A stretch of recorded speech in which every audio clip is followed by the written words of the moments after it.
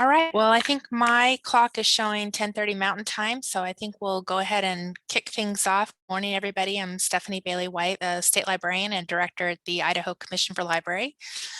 And it's my great pleasure to welcome you here today. This session will be recorded and available on our website, and the bulk of the information is also going to be available on the new website that we just launched, so don't feel like you have to take extensive notes. We will have all this available and plenty of staff support to help guide you through this.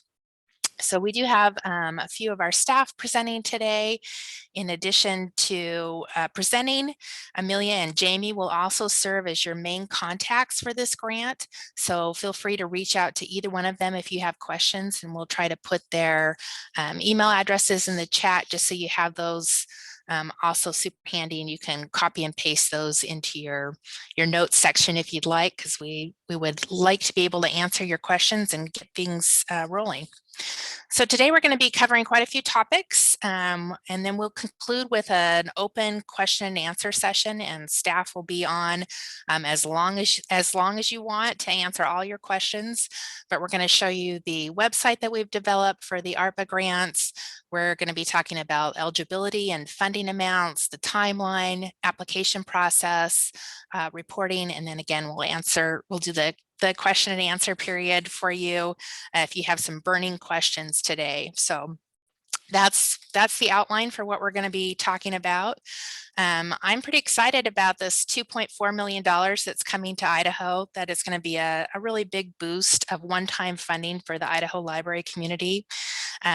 These funds will provide a significant boost to libraries who have focused efforts on keeping Idaho students learning and adults earning throughout the pandemic. We think that you know your communities and your library needs best, and our top priority is to get this funding out to every corner of the state to address those needs. So the Institute of Museum and Library Services received $200 million through the American Rescue Plan Act, and Idaho's allotment is approximately $2.4 million. And again, we're trying to get the bulk of those funds out to libraries. Public, school, academic, tribal, and special libraries will be eligible to participate in the program. And we really think that this is a chance for Idaho libraries to shine and really serve the needs of our state. In addition to the ARPA funds that we're going to be talking about, there's a few other funding opportunities that are available right now. Dylan is going to stay on for the question and answer period. If people have questions about the Emergency Connectivity Fund, the rules for that $7.2 billion that's available for libraries and schools to apply to were just released yesterday. So he's been reading through pages and pages of information and can give you some high-level information about that today if you'd like. And he'll also be hosting a separate webinar that will go into many more details about that program. In addition, we have some operating funds out of this $2.4 million, and we'll be providing $2,000 per public library building and bookmobile for support for overdrive content. And we hope that you stay tuned for more information about that. That'll probably be released in the next 3 to 4 weeks, and we'll be reaching out to you for that information.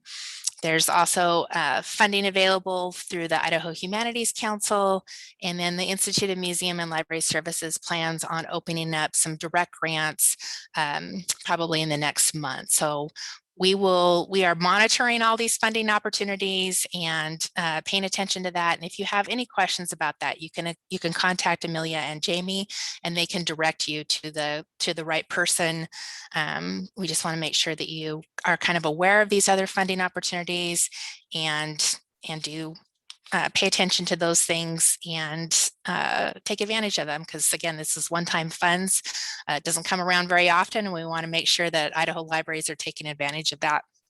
So now I'm going to hand this over to Amelia, who will talk about our website, the funding priorities, eligibility, and timelines. Amelia, you want to go ahead and take it away? Yeah, thank you, Stephanie. I'm going to start out my section of today's presentation with a quick overview of the web page for the grant. It's a really important resource I want everyone to be aware of.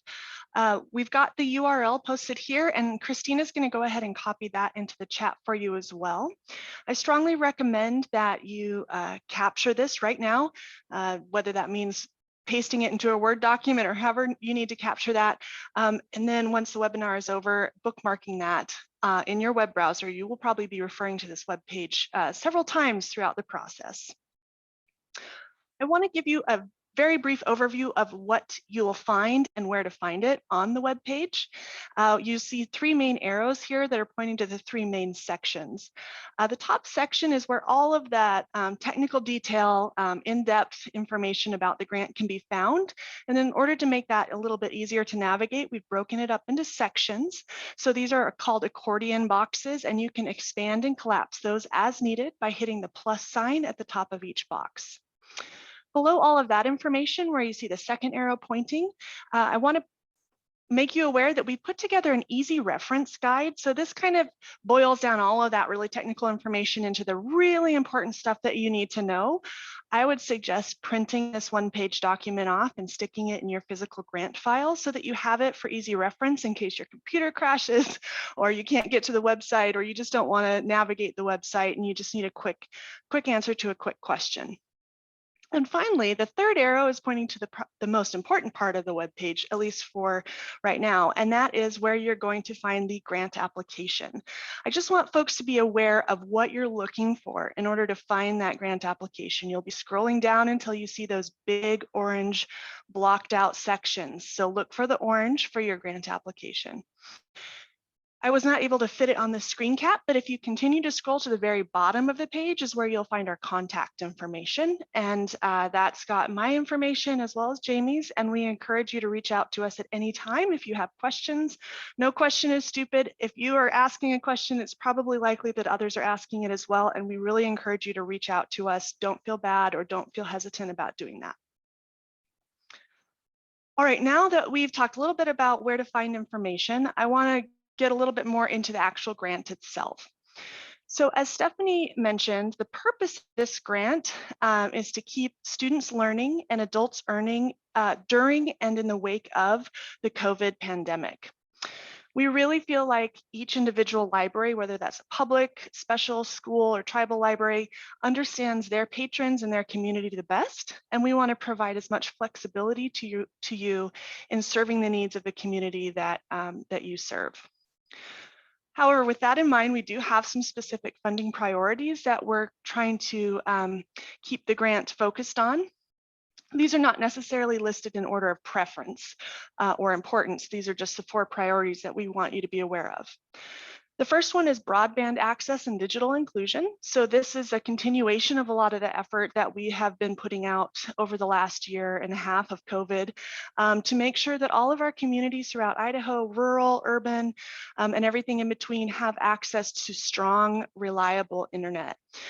So these would be expenses, whether that's an expense that your library needs to incur to improve your own internal networking equipment, to get better broadband access, to expand your wireless signal, or even to purchase and distribute internet-enabled devices to your patrons. Those would all fall under this category. The second funding priority is to make sure that you can operate safely and adhere to health protocols. So these are any of the type of expenses that you might incur to either keep your library open or to reopen your library and to make it safe for both your staff and your patrons. So this would include things like personal protective equipment, sneeze guards, air purifiers, any of the things that you might need to really make sure that it's a safe environment in light of the ongoing pandemic. The third item is to address immediate community needs. This is a pretty big category, but what it really boils down to is responding to whatever needs your community might have as it gets back up on its feet after COVID. So things like addressing the education gap for those kids who may have been, home for the last year and a half, helping folks who may be getting back into the workforce after an extended period of unemployment. There's a lot of different things that your community might be going through as it tries to recover from the COVID pandemic, and we want you to be best positioned to respond to those needs as you need to. So this could include everything from expanding your personnel hours, like if you need to bring in more people or have your people work for more hours in order to get back open again, or to implement a new program. It could be things like buying better upgraded technology for your patron computers so that they can host software for workforce training needs. There's really a broad variety of things that would fall under this category.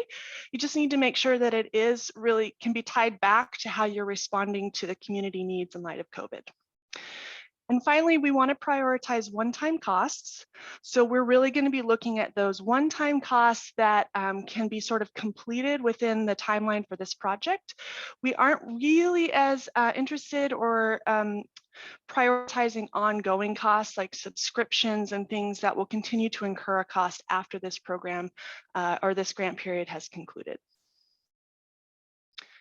In terms of who can apply for this grant, again, we're really aiming for that flexibility, keeping it as wide open as we possibly can. So that means that all types of libraries throughout Idaho are eligible to apply. Whether you're a public, a city, a school, academic, or special library, as well as tribal libraries are all welcome to apply. You do need to make sure you can meet some really basic criteria for receiving ICfL grants. So that would include things like having a physical dedicated location, having specific hours of operation, having at least one paid staff member. There's a number of criteria. They're pretty basic, but it is important that you can meet all of those. And there's a link to a full list of those criteria on the webpage under the eligibility section. The third item is one I really want to focus on, make sure everyone is really aware of. Going forward, all of our grantees will need to have a DUNS number in order to receive any federal money from us. This is a requirement that the feds put on us, and therefore we have to kind of pass it along to our grant recipients as well. If you're part of a network, like you're a branch in a multi-branch library, or if you're a public library that reports up to your city, or if you're a school within a larger school district, it's very possible that your central office, your city, or your school district already has a DUNS number, and you can use that DUNS number. You do not need to have a separate DUNS number for your specific location. If you do not have a DUNS number and there's not one that you can use or access, you will need to sign up for one. It doesn't cost anything. It's not a complicated process, but there is a bit of a wait on the turnaround time. So we would suggest that you get started on that right away. If it comes time to submit your application and you don't have your DUNS number assigned to you yet, you can submit your application. Make sure you reach out to Jamie and I about that so we can walk you through how to address that in your application.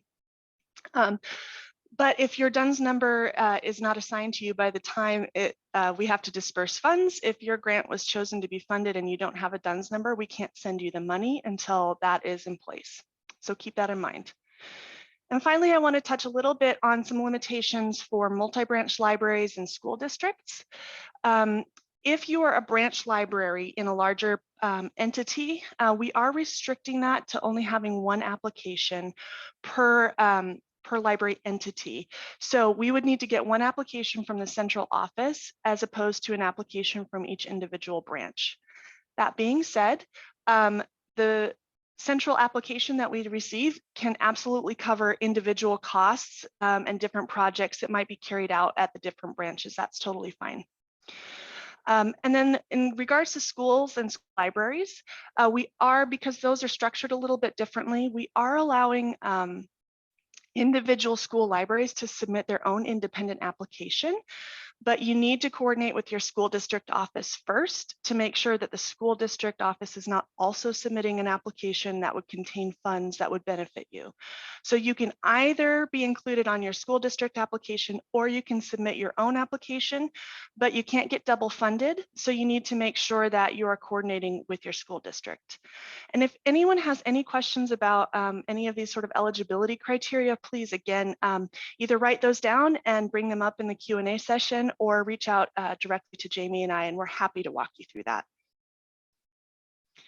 In terms of funding amounts, we're really trying to keep this as flexible as possible, knowing all the different types of libraries that are going to be asking for funds. So there's no minimum amount. If you're a small library and you only need $500 to carry out your project, you only need to ask for $500. There's not some, arbitrary threshold where you have to figure out a way to spend that money. Ask for what you need. The same would go for no maximum funding amount. If you have a project that you really think will be the purpose of this grant and it's a big project, feel free to ask for that funding. Just be aware that we will be doing partial funding for projects. So it's possible that if you ask for a large amount of money, you may not get all of it. And our reasoning for this is because we want to make sure we can fund as many libraries and as many projects as possible. I also want to let you know that there's a couple of stipulations that might qualify you for additional reporting or federal review. And that would be if you either ask for more than $30,000 in this grant, or this grant puts you over the $30,000 threshold for receiving federal funding, you may need to submit some additional reporting stuff to us. The other thing to keep in mind is if your request contains a budget where you're asking to purchase equipment, which is defined as having a per item cost of $5,000 or more, we may need to run that particular request up to our federal office for final approval, which means it could take a little bit longer for us to get back to you on that. These are certainly not barriers. We don't intend for anybody to change their request because of these. We just want you to be aware that if you do request something in these categories, that you need to kind of plan for these additional steps. I'm going to conclude my section with a couple of quick timelines. The first is the application and funding timeline, and then I'll talk a little bit about the reporting and compliance timeline.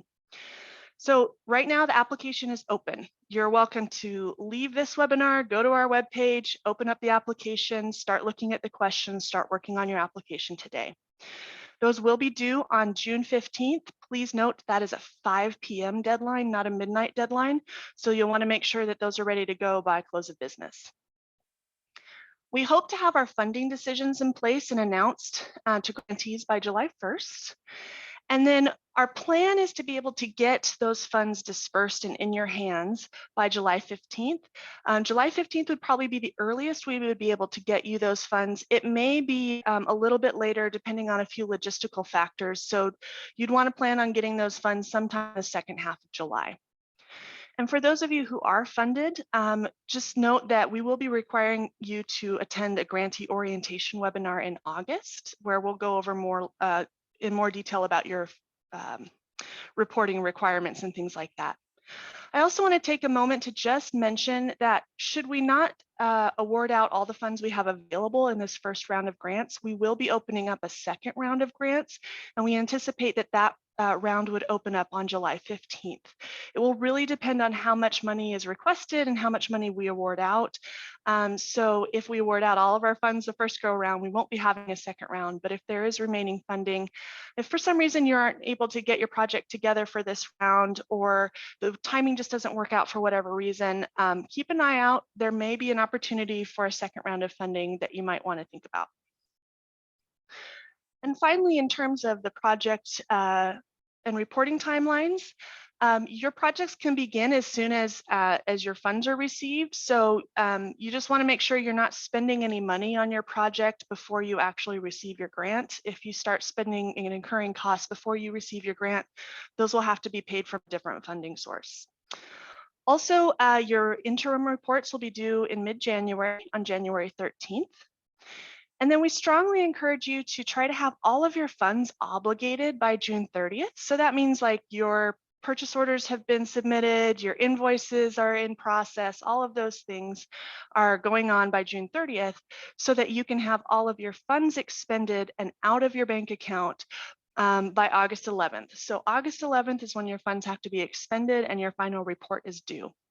And then a quick note, if we do end up doing a second round of grants, that will mean that anyone who participates in the second round of grants, your projects will also have to be complete by August 11th and all funds expended by August 11th. So that second round of grants will have a shorter completion period, just to keep that in mind. So that's everything that I have for you. At this point, I'm going to turn it over to Jamie. She's going to talk a bit about the application process, allowable and non-allowable uses of funding, and some other kind of more technical aspects of the grant, as well as provide you with some grant writing tips. Jamie, do you want to take it away? Yeah, so we tried to keep this as simple as possible. So hopefully you guys will find it super easy. If you've ever done an application for anything with us before, we're using the same platform. So it's on JotForm. It's really easy to use. There's just a few things to be aware of. So the first is that you can't save your progress. There's no login, which is great because you can go straight to the page. You can see all the questions. They're all there on one page, so you can see everything. But because you can't save your progress and then go back and complete it later, we suggest that you look through the questions and then use a Word document or something to form your answer so that you have everything ready to go, and then you can do one sit down where you put all the information into the form. We also suggest, it's been mentioned that if you use the Enter key to try to use or move through the fields in the form, that sometimes it accidentally submits. So try to use your Tab key or your mouse to move from question to question. If you do accidentally submit early, when the form emails to you, you'll get an email copy. You should have a link there that says edit this application. So up until that June 15th, 5 p.m. deadline, you can click that edit and go back in and edit your application. All the applications will be scored using a rubric, and I'll be showing you the form in just a second here so that you can see kind of what that looks like. But all the points that are scored, all the questions that are scored, they show the number of points they're worth so that you can see how the application will be scored. And we're going to have a team of several reviewers. So you won't be scored by just one person. It'll be averaged over several reviewers. And when we're done, everyone will get a response. So whether it's positive or negative, you'll get a response back from us on whether or not you're going to be funded. If you are not going to be funded, we will be sending you feedback so that if there is a round 2 or something you could do to improve so that it would be fundable, we can let you know that. So Amelia, if you want to go ahead and stop the presentation, then I will go ahead and start my screen share. All right, and hopefully you're now all seeing the application. And I'm just gonna skip past this first part. This first part is basically another run through of everything we've already told you. So if you need to look up eligibility, the web page, that's all available for you here. The grant goals are on here and the timeline. So what I want to focus on are the actual questions so that you kind of have an idea of what to look for as you go through. This first section where you see this check all the boxes that apply below, these are our grant requirements. So if you're reading through these and you see one that you can't comply with, then you're probably not eligible for these funds. But if that happens, please let us know, come talk to us, and we can see, you know, if it's something that can be fixed so that you are eligible. And they're pretty basic, basically saying that you're going to follow the grant rules, you're going to spend the money as appropriate. So you should be able to check them all. And then you're going to give us the basic information, your library name. Here's the section with the DUNS number that Amelia talked about. I think what we're going to try to do is if you don't have one when you apply, just fill it with zeros, and that'll kind of be our cue that you don't have one.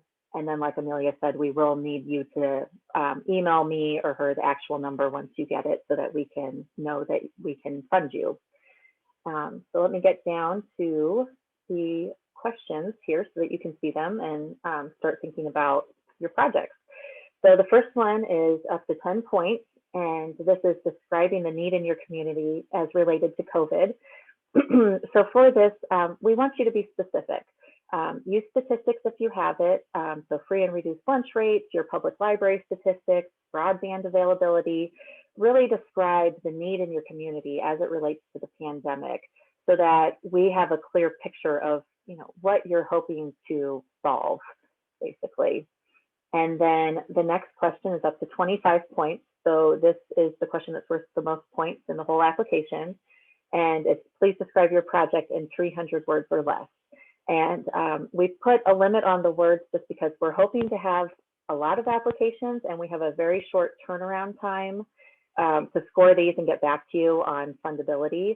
So we have to limit so that our readers have time to get through everything. If you find that you absolutely 100% cannot describe your project in this limit, send me an email and I'll get that extra information attached to the application, but try to fit it into this. So succinctly describe how you're meeting that need that you described above. So if you don't have broadband in your community and you want to get more Wi-Fi hotspots or laptops for your patrons to use, describe that here as succinctly as you can so that we know what the project is.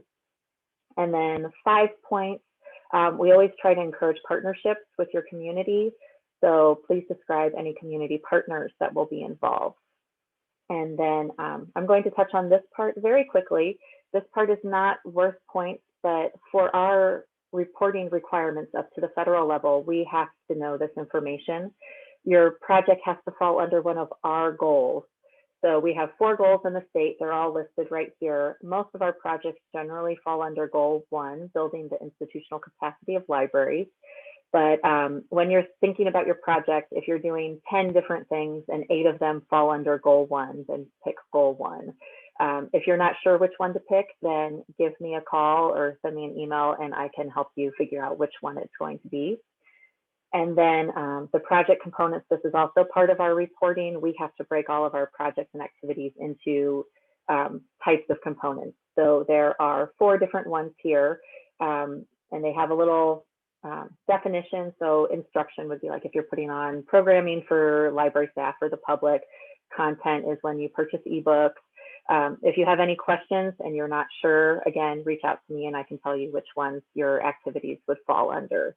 And we are also collecting this information because, as Amelia mentioned, there are certain things that, like if you're doing instruction programming for the general public, if you've ever attended one of our trainings, you get those Likert scale questions. So strongly agree, strongly disagree. There's certain questions we're required to collect for certain types of activities. So we just need to have an idea of if we need to get with you to let you know about those additional reporting requirements.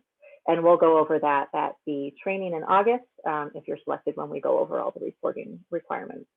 And I'll go over eligible activities in just a moment, but I want to get down to this final scored question, which is the budget. So this is also broken down the way we have to report it to the federal government. These are our different funding categories. So we just need to know what your budget is for each item. So salaries and wages, you can put in the estimated amount. And then for the short description, tell us, you know, 1 person for 3 months or something like that, just so that the people scoring the application have a really good idea of what you're planning to do with the funds and see if it's appropriate and allowable. And I just want to mention here, you see that indirect costs are a line item. Those are allowable expenditures. Those are the types of items where when you look at your whole operation and your project, you can't really point to a specific number and say, this is how much it costs for this project.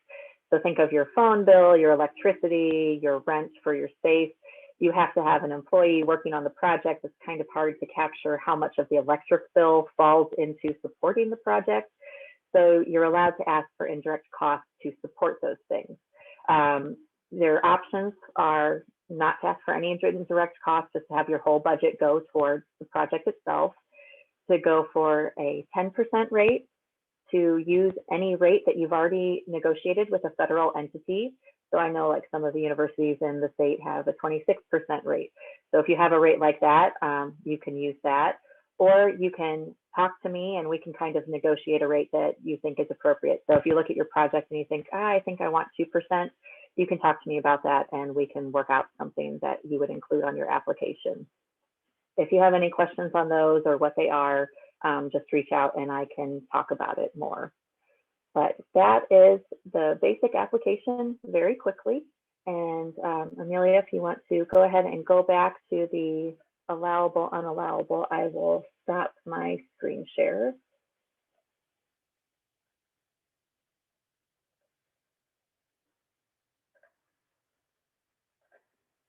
Okay, so now we've already had quite a few questions come in, so we just wanted to give you a basic overview to get you thinking of what things are allowable and what things are not allowable. So generally, allowable or anything you've done before with LSTA funding are allowable. All of those rules apply. And we actually have a few examples on our website. So if you go into those expandable accordion categories, there's one for allowable expenditures, and we have a whole sheet of items of ideas that you can go look at to kind of see things that you may be able to do. We also have some special circumstances and extra allowable items with ARPA funds specifically beyond our normal LSTA allowability.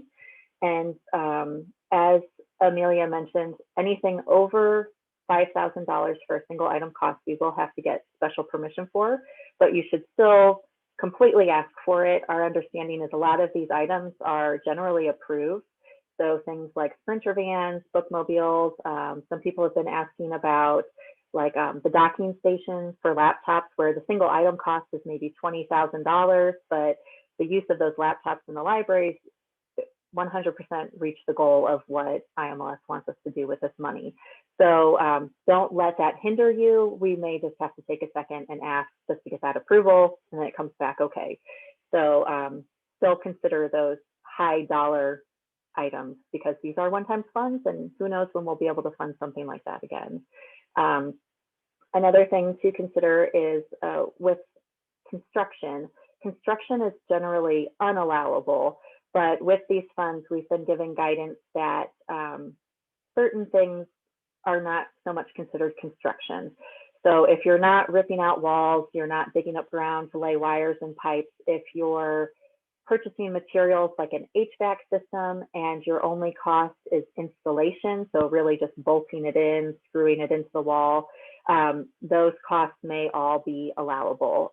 With those things, again, just check with us if you're thinking about something that's kind of on the borderline of construction so that we can get it approved beforehand. So think about it early, ask us early so that we can get back to you before that June 15th deadline. But those items that normally aren't allowable may be for this grant. So if you're thinking about outdoor spaces, those safety items like the HVAC, still keep those in mind. The other things to think about, personnel is an allowable cost. You have to include salaries and benefits if you pay the person benefits. And these need to be not replacements for your current budget, but beyond. So if you have a person that normally works 20 hours a week, you can't just say, now I'm paying them for 10 hours with our money and 10 hours with your money. It needs to be that they're working an additional 10 hours on the grant project specifically. Then those grant project hours are allowable for payment with personnel dollars. And again, if you have questions, let me know. I already talked about indirect costs. They are allowable. If you have questions, just ask.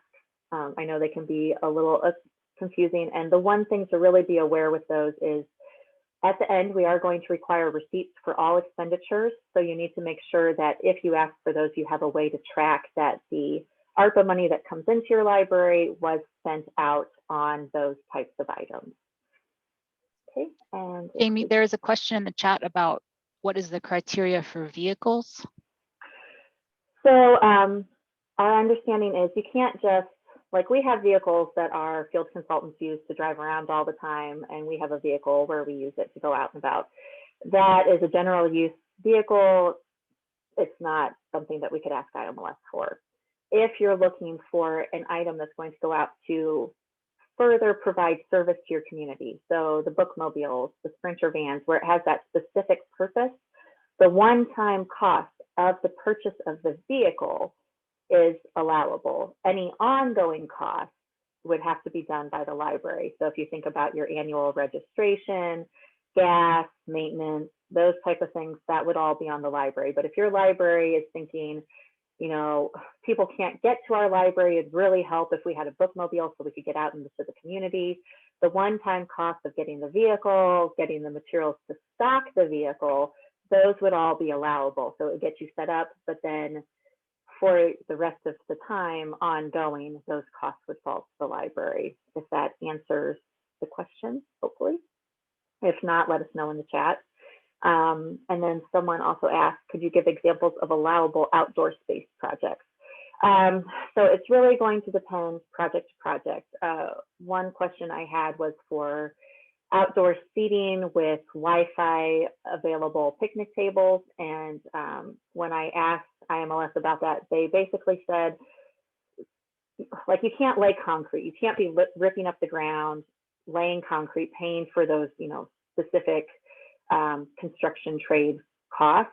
But if you're doing something like just bringing in seating, bolting a gazebo to the ground that already exists. So if you've already got a patio and you just want to get some covering with some Wi-Fi access points so people can sit outside and have a usable space, those I think are going to generally be allowable.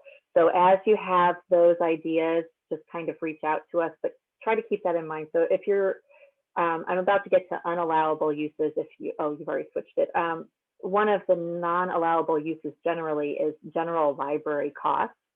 So in the past, if you had asked about like snow removal or landscaping costs, any of those things that are normally just paid for by the library, like your mowing and gardening and things like that, those aren't allowable costs. So if you're thinking about having someone come in to redo all your landscaping so that you have a usable space outside, I think that one would be one where IMLS came back and said, no, landscaping is a normal library city cost, and so we can't do that. And hopefully I've kind of covered that, Chris. If not, you can go ahead and speak up. Jamie, are you, I don't know if you're going to do this already, but do you want to touch base on the services like past the September 30th deadline? Yeah. Sorry, I was trying to get the outdoor space first, but yes. So as Christina said, another decision we've had from IMLS is that any service you purchase, so whether that's Wi-Fi hotspots with cellular service, ebooks with Overdrive, any service paid for with ARPA funds has to end by September 30th of 2022. So if you get with Overdrive and you want to have a contract that runs from December to December, you can purchase the part that runs from December through September with ARPA funds, but that remaining time from October through December would have to be paid for with library funds, which is why Amelia tried to touch on one-time costs versus subscription costs. So you can purchase subscriptions, and for a lot of things, I think we encourage you to do so. You just need to be aware that those items may only be available for a year, and then any ongoing costs afterwards will fall to the library. So if you're not going to be able to support those things afterwards, that may be something you want to think about. There may be other funding sources, as Dylan's going to get on, I think, for some of the Wi-Fi hotspots and things like that. You may be able to look at other sources for additional costs later on, but you'll just want to think about that for this particular grant application. And having additional ebooks for a year is a great thing. I think Overdrive is trying to work on getting titles and things so that they fall within the ARPA period. When you purchase them, they're fully aware of the issue. But really quickly, let me just touch on a few of these other not allowable costs, and then we can move on. In general, you can never purchase food, alcohol, prizes. So if you want to do some sort of program where you're then providing like books as prizes, those books cannot be purchased with ARPA funds. You also cannot do general advertising for the library. So you can't purchase a new sign to put in your city that says library this way. But if you're doing a really cool project with the ARPA funds, so like we have the TBS service that we fund with LSTA dollars, we can then use LSTA dollars to promote the TBS service. So as long as that advertising is in relation to the project, it's okay. If it's just general library advertising, you can't do it. And if you're not sure where that falls, again, just for any of these, just reach out to me and I can give you a ruling back on whether or not it's allowable. We already talked about the major installation and construction. Those are generally not allowable. And the replacement of regular salaries or library operations, you can't just say, well, we normally pay for landscaping, we'll use ARPA funds instead and save that money for something else. You can't do that. It has to be for an additional project that is not what the library normally does. Okay, and so unless there's more questions, we can move on. Very quickly, As Amelia mentioned, we have 2 reports required with this grant. The interim report is going to be very short, basically just to check in. How are you doing? Do you see that you're going to have any issues completing the project? Where are you at in your spending? The final report is more complex because there's a lot of things that we're going to need to collect in order to report up to our federal funders.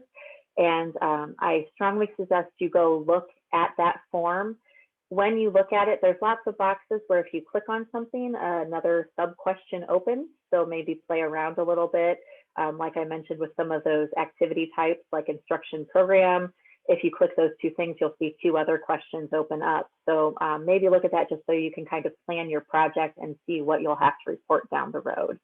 And then for those who get grants over $30,000, or this puts you over $30,000 in federal funding from October 1st of 2020, I have to fill out an online form at a federal website where we need your DUNS number. Mostly the information is going to be from your application, but I will also have to get some information from you. I believe it's the total compensation for your top 5 executives if you don't already report that to the SEC, which I'm guessing most of you don't. So if you ask for that amount of money, I'm just going to have to get a quick email from you. Hey, what's your total compensation of your executives and their names? And so it shouldn't be a burden. So again, don't let that stop you from asking for a lot of money for a really great project. It's just something to be aware of. And another requirement for this, whenever you use LSTA funding or Arpa funding, we have to acknowledge our federal funder. So I've put just a few examples here so you can see how we have our logo with the Institute of Museum and Library Service logo, and the statement at the bottom of the slide, this project was made possible in part. So when you are funded, we will have this training as part of the training in August so that you know what you need to do in order to acknowledge IMLS for the funding. Okay, so finally, very quickly so that we have time for your questions, just a few tips to think about as you work on your application. Read all of the website materials and program materials first. Think about what the goals are. Do you have a good project? Do you have something that you can do with your staff, the time allowed? This is a very short turnaround for a large amount of money. So set yourself up for success. Think about what you can accomplish in the time frame with the funding that you're asking for. Pick the right project that meets those goals. When you're reading through the application and you're starting to answer those questions, make sure you fully read and answer the question. This application's out of 50 points. We're expecting it to be very competitive. So you don't want to lose points for silly things like not answering a question or missing something. When you're going through, it's helpful to have another set of eyes, especially someone who is maybe not so involved. You're looking at it all the time. You're very tuned into what you're thinking, but maybe not what you put on the page. Have someone that's not doing that. Look at your application, look for those spelling errors, all of those things. And then, sorry, let me get down.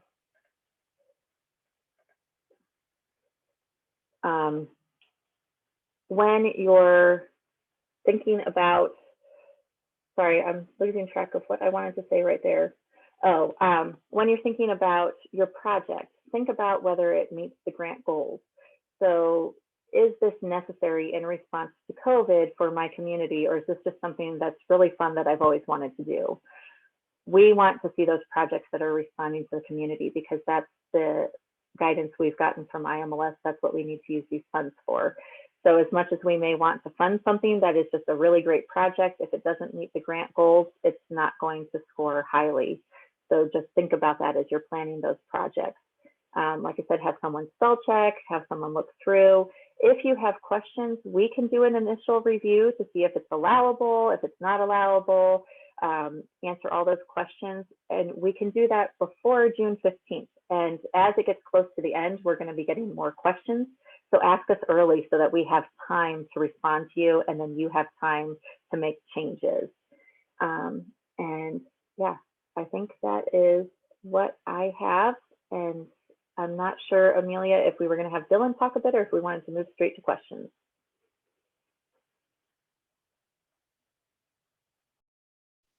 Sorry, I couldn't find my mute button.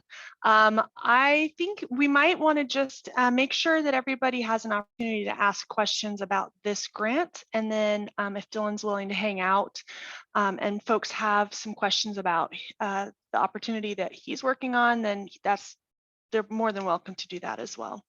But since I just want to honor everybody's time, make sure we can prioritize the questions for this grant. So I've got our contact information up here again, in case you didn't catch that the first time around. And in order to practice what we preach, we are acknowledging one of our important partners here.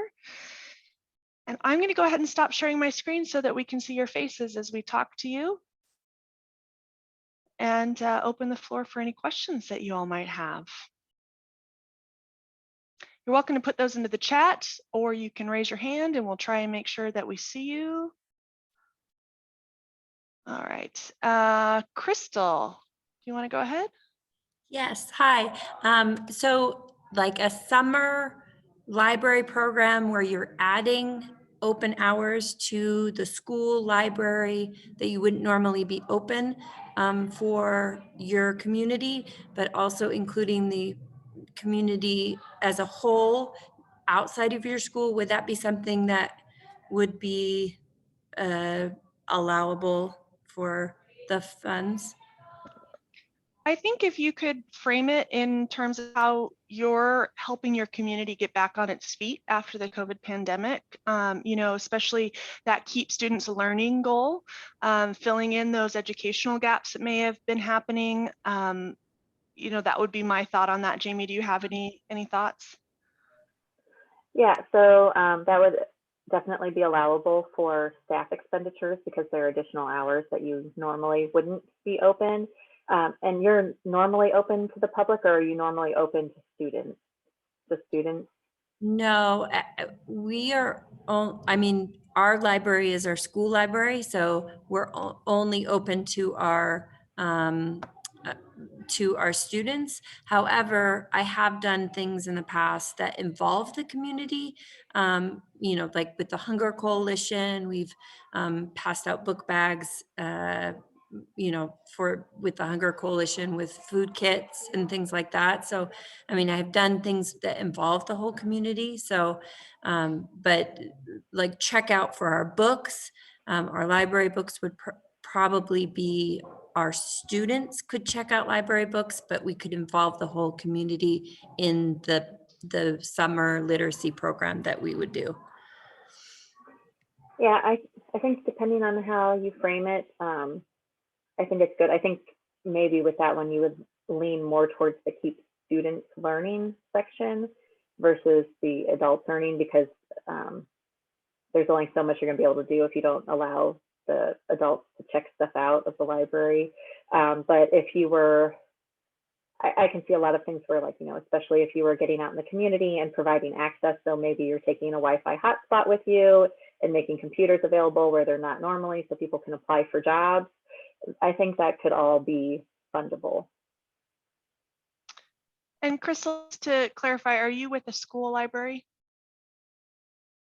Yeah, so I wouldn't expect the school library would necessarily have the same type of project or be able to offer the same services that a public library would. So within the scope of what makes sense for you to offer would make sense to us as well. Mm-hmm. To keep our students engaged over the summer. Okay. I'm just scanning back and forth. If you don't have your camera on, but you'd like to ask a question, you can also click in the Zoom reactions. There's an option to raise your hand, and it'll give a little electronic hand raise, and we'll see that on your little box. So if you do want to ask a question but aren't comfortable turning your camera on, you're more than welcome to do that, or just go ahead and unmute yourself and we'll try and capture you. And Crystal, I think you still have your mic on, just FYI. Whoop. Sounds like they're having fun. Okay, well, I'm not seeing. Sorry about that. We're in class. And no worries. Jen, it looks like you have your hand up.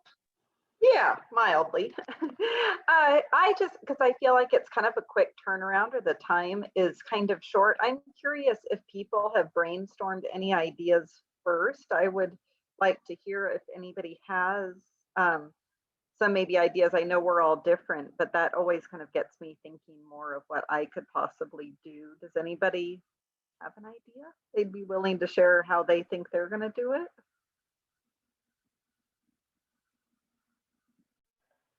So Jen, if you go on the website, and I don't have our website up right now. I don't know if one of us does. I can try to pull it up real quick and maybe screen share. That tip sheet for allowable costs was actually pulled from a lot of the state share ideas. So when the CARES Act came around and all those funding were out, all of the libraries kind of talked about what their state was doing. So there's a lot of ideas on there from CARES and kind of what people have been talking about with their libraries for ARPA. Some of the things that are on the list are making spaces where your patrons can do video calls. So kind of making a private space, getting that equipment. Since everything's gone virtual, you know, they might need telehealth, but they can't do it at home. So they come in and they need a private space with access to a webcam and a microphone and a laptop. Oh, good, someone's getting it up. There's also, like we said, the bookmobiles. People talked about that. People talked about getting access to resources. So even though it's only a year for a subscription, getting more resources for that year so that if things get bad again, they have more ebooks to offer their patrons, tutoring service, all kinds of stuff. So yeah, now that they've got it up there, you can kind of see all the different things, you know, a lot to do with virtual programming. If your library is not set up to really offer that right now, or your equipment maybe isn't up to par with what you would want to really get into providing that virtual programming. Those are all sort of kind of ideas. We've also heard a few on the more expensive end, like I said earlier, with people talking about those automated checkout stations for laptops and tablets. A few people have talked about trying to create socially distanced spaces. So how do you do that? During COVID, does your library have space where you can kind of spread out and rearrange? Are you looking at doing something outside? Those are all kind of ideas that are floating around in the air. Okay, I'll look. Thank you.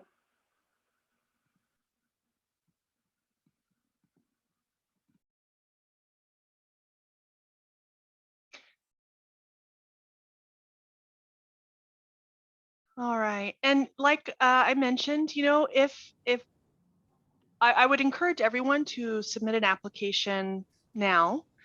But if for some reason, you know, that's just not feasible for you, or your project maybe just needs a little bit more work, there is always the option, you know, the possibility, I should say, that we may be offering a second round of grants. So, you know, keep that in mind.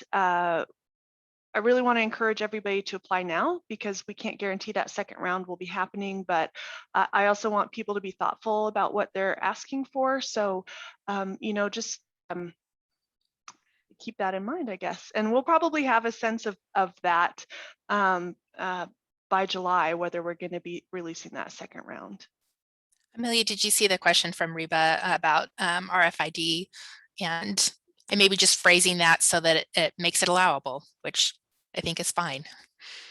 You want to answer that? Yeah, just a little bit of clarification. Since the library I ran was out in the sticks, maybe just what the RFID is that for? What, like, how would that be used? I think they're for automated checkout. So it'd be more of a social distancing, keeping people safe type of thing if people are uncomfortable interacting with someone at the counter and everybody touching books. So that kind of falls into the pandemic safety response. So you could frame it more as people being willing to come into the library more. Yeah, thank you. Thanks for the clarification, Jamie.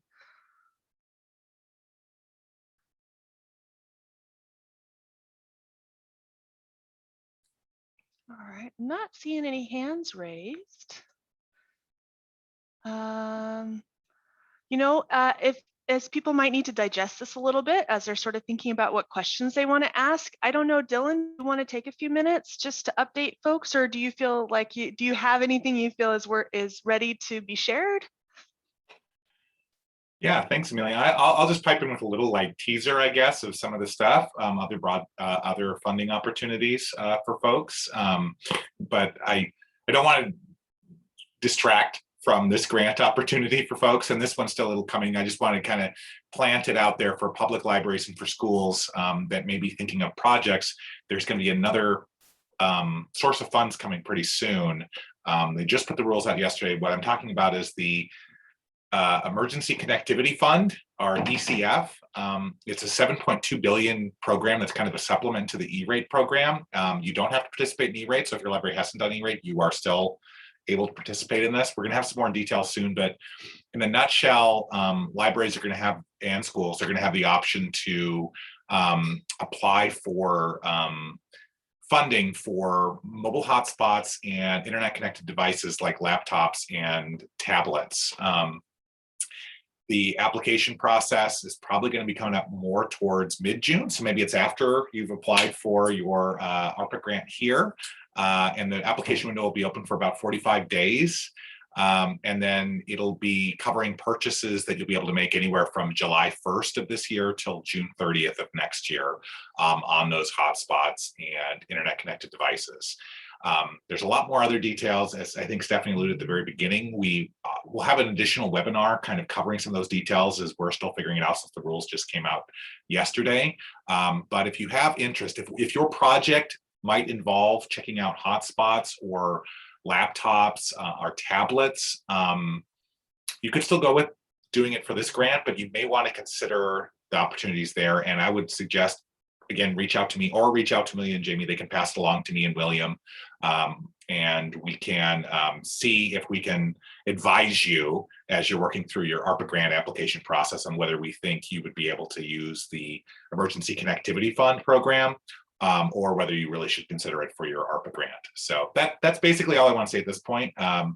Just keeping that in mind if you're thinking about purchasing devices or mobile hotspots, feel free to reach out to us and we can let you know about other opportunities that might be coming.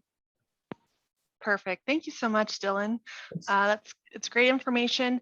I also realize that our time is valuable, and if you just don't have the time to sort of figure out, how you're going to put your big grant seeking strategy together for this next year with all these federal funds coming out, if it's just easier for you to ask for those funds through the ARPA grant and less time consuming for you, by all means, please do that. But if you think that, maybe instead of asking for this stuff, we could put our ARPA grant request to better use and utilize other sources for that, that's totally fine too. Just utilize your time and your capacity and your efforts in a way that makes sense for you. Dylan, Melissa has a question for you. Do you happen to know anything about the dollar amounts for each entity for the ECF, or is that not known yet? Oh, no, thank you. That's a great question. I forgot to include that in my summary. Yes, there are no caps necessarily for this application, and but they are capping the maximum amount per item. It is $400 maximum for devices for like the laptops or tablets. So that does kind of cap on what kind of laptops you, but Chromebooks, not the fanciest iPad, those are going to be, fully covered within there. For mobile hotspots, the device itself is capped at $250, but there is no cap on the service fee. So I think that's going to cover pretty much most mobile hotspots are under $250 for just the device. And so yes, and there's really no limit. You just can't purchase more devices or hotspots than you have patrons. But I don't think anyone will be going out and buying that many. So I don't think that's going to be a limiting factor.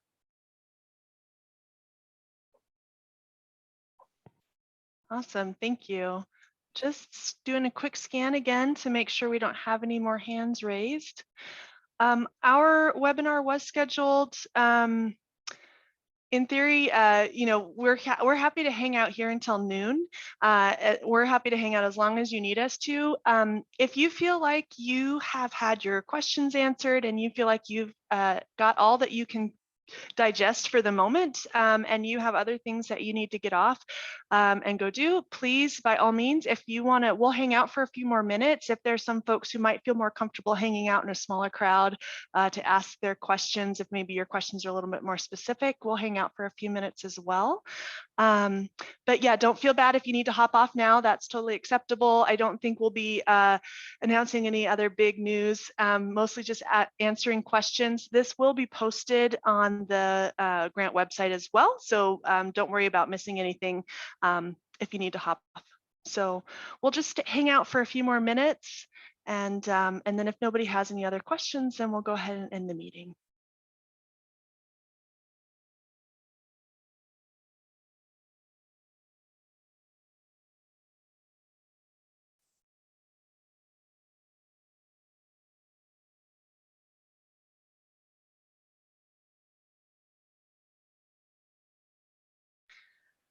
And for those of you who are still sticking around, do any of you have some specific questions or maybe something more specific you'd like to ask? Christina? Yeah, there's one in the chat. So someone asked, would it cover collection items like international language materials or adult literacy? Yes, to both of those. So part of this pandemic has shown that there's a lot of racism in this country. So diversifying, making your community feel welcome in the library is a really important part of getting people in to use your services. Also, adult literacy is really important to getting people working. So both of those are really huge bonus. Yes, yes, yes, yes. And your kids' collection as well, you know, keeping kids learning, or students learning, I should say. When we say students learning, that can include kids, but it can also include adults as well.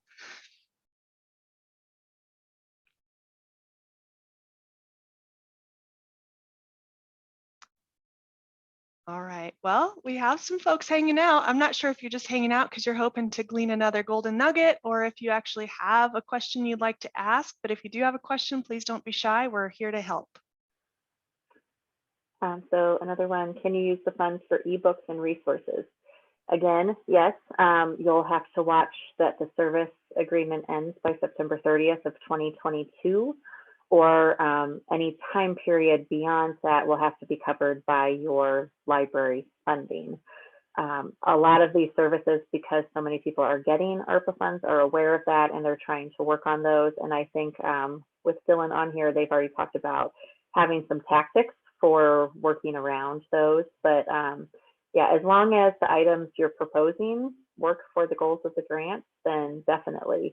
I'm not sure exactly what you mean by resources, but if you're talking about like databases, there's things like tutoring services, all kinds of things that would qualify because they're going to meet those goals of students learning and adults earning. And also keep in mind that we will be having another project where we're pushing out some significant support to public libraries to help bolster their overdrive collections as well. And that'll be a whole separate pot of money. We're just going to be throwing money at you this year.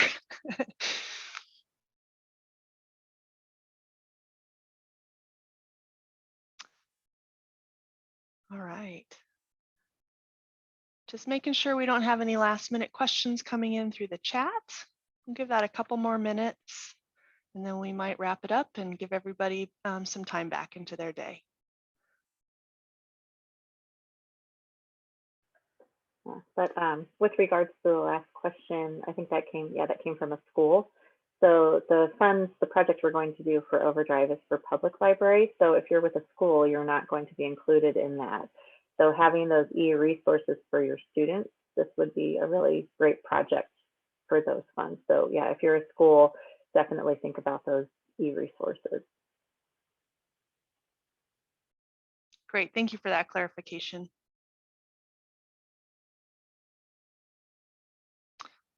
All right, well, I'm not seeing any other questions coming through the chat box. So I'm going to go ahead and stop recording. And